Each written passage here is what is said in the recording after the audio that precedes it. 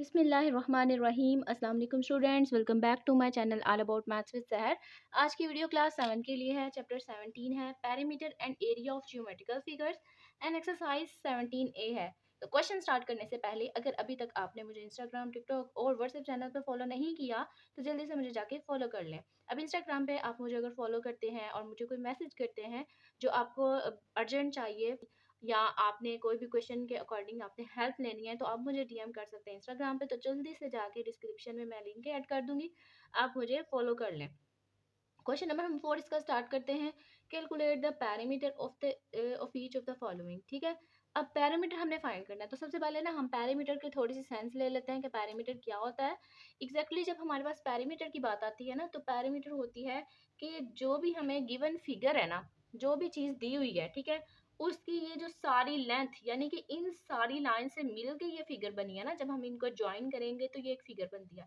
तो जब मैं इन सारी लाइंस को मेजर करूंगी और इनको सम करूंगी यानी कि इनको इकट्ठा मेजर करूंगी तो वो हमारे पास पैरामीटर होगा। ठीक, क्वेश्चन को सॉल्व करने से पहले आपने ना यहाँ पे एक मिस्टेक चेक कर लेनी है। देखें, हमारे पास सारी साइड जो है वो किस में है, सेंटीमीटर में दी हुई है, लेकिन CD जो है वो हमारा 4 मीटर है। ठीक है, बुक की बैक पे जो आंस है उसकी बात करूं तो उसके अकॉर्डिंग तो इन सब को ऐड करके जो प्रोसेस हमारा होगा वो आंस आ रहा है, लेकिन यहाँ पे उस हिसाब से बस यहाँ पे मिस्टेक क्या है, C नहीं लगाएगा यानी कि ये सेंटीमीटर में ही होगा। लेकिन अब चूंकि यहाँ पे बैक पे ज़्यादा फोकस किया जाता है, बैक की आंस पे, तो उसके अकॉर्डिंग यहाँ पे मैं क्या चेंज करवा दूंगी, ये इस मीटर को आपने कर देना है सेंटीमीटर। अपनी बुक पे भी सही कर लें, ठीक है, और आपने जो क्वेश्चन सॉल्व करना है उसको भी आपने किस में कन्वर्ट कर देना है, सेंटीमीटर में। ठीक है, तो मैं यहाँ पे C भी लिख देती हूँ क्योंकि सिंपल आप लिखेंगे पैरामीटर ऑफ गिवन फिगर। कैसे हमने फाइंड करना है अभी मैंने आपको बताया, इन सब साइड्स को ऐड करना। तो मैं सिंपली इनको ऐड कर देती हूँ।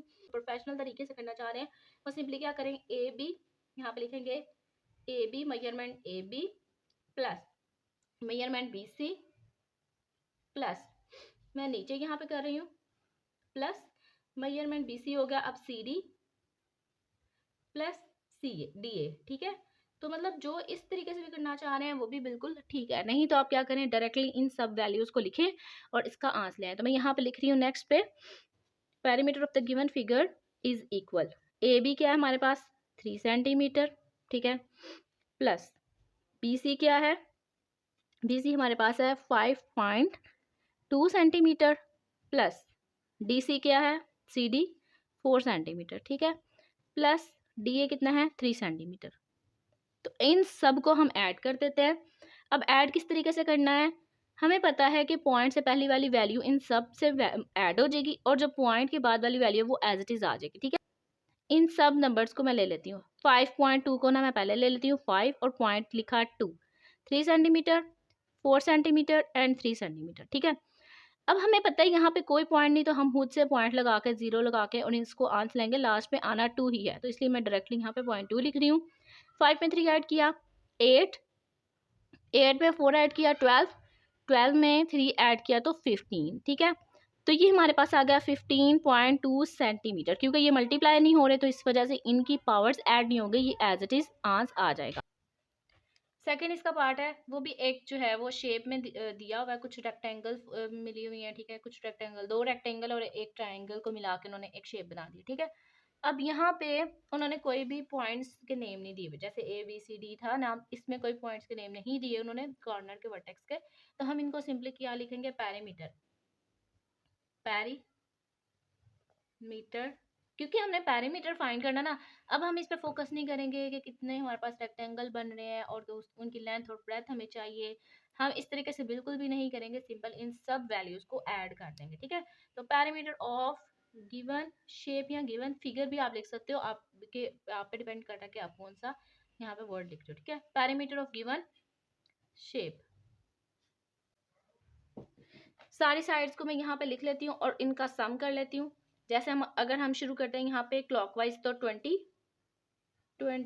मीटर। अब ये सारी जो है वो मीटर में है यानी कि इनका यूनिट सेम है, इस वजह से हमें कोई इसमें इश्यू नहीं होगा। 20 प्लस 12 मीटर क्लॉकवाइज में जा रही हूँ, plus 5 metre plus 10 metre plus 7 metre plus 6 metre and last पे प्लस 10 मीटर। ठीक है, तो इन सब शेप को मैं अगर इन सब वैल्यूज़ को ऐड कर दूँ तो ऐड करने से हमारे पास क्या आएगा। अच्छा, 20 में मैंने 12 ऐड किया तो 32, 32 में 5 ऐड किया तो 37, 37 में 10 ऐड किया 47। ठीक है, 47 मैंने लिख दिया साइड पे। अब इनको देख लेते हैं। 47 में जब 7 ऐड करूंगी तो हमारे पास आएगा 54, 54 में 6 ऐड किया तो 60, 60 में 10 ऐड किया तो 70 मीटर। ठीक है, अब मीटर जो है ये सारे ऐड हो रहे हैं। ठीक है, ये सारे मीटर ऐड हो रहे हैं क्योंकि इनमें मल्टीप्लिकेशन का अगर साइन होता तो हम इन सब मीटर्स की पावर को ऐड कर देते जैसे, लेकिन यहाँ पे एडिशन की बात हो रही है क्योंकि पेरीमीटर में हम ऐड ही करते हैं, तो इसीलिए इन यूनिट्स को आपने इन यूनिट्स को एज इट इज रहने देना, इनकी पावर को चेंज नहीं करना। तो ये इसका सिंपल सा आंसर आ गया।